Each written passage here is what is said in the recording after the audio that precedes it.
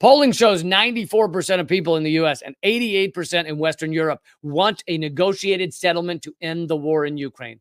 94% of people in the U.S. are calling for some kind of peace agreement now. Now, there are different people within that 94%. There are people who say, oh, yeah, keep bombing, but try and have a peace deal now. There's others who say, stop bombing immediately. This is over. Stop it. The U.S. shouldn't be funding it. We shouldn't be murdering people. Just stop it. There are those who want peace now. There are those who say, just let's try and find the peace agreement. Either way, 94% of America now says peace agreement, negotiated settlement to end the war. As this article continues from popularresistance.org, but NATO opposes a peace proposal made by China and Brazil and refuses to invite Russia to talks in Switzerland. There's a peace, forum, whatever, meeting in Switzerland, June 15 to 16, but they're not inviting Russia. Call me dumb, but you cannot sign a peace agreement without one of the two main parties in the conflict.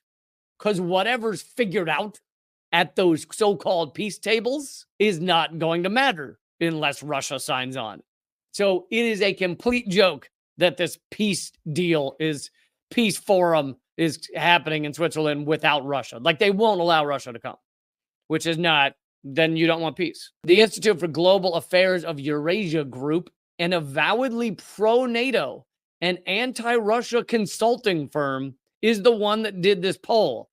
So they did this poll, I think, hoping it would go a different way. But this consulting firm, they've worked extensively with Western governments, published a study this June.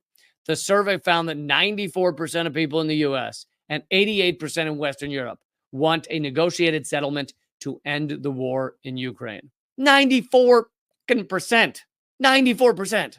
This proxy war that we helped create, that we helped perpetrate, with hundreds of thousands dead, that we are at least largely responsible for kicking this thing off. And I brought to you the other day that the U.S. is now allowing Ukraine to fire into Russia with American weapons, which, again, is putting us closer and closer to nuclear war. Well, Russia's response, one of the many responses, had been to send Russian military aircraft carriers, aircraft ships, or Russian military ships. I don't know if they're aircraft carriers. Russian military ships to the Caribbean, to Cuba.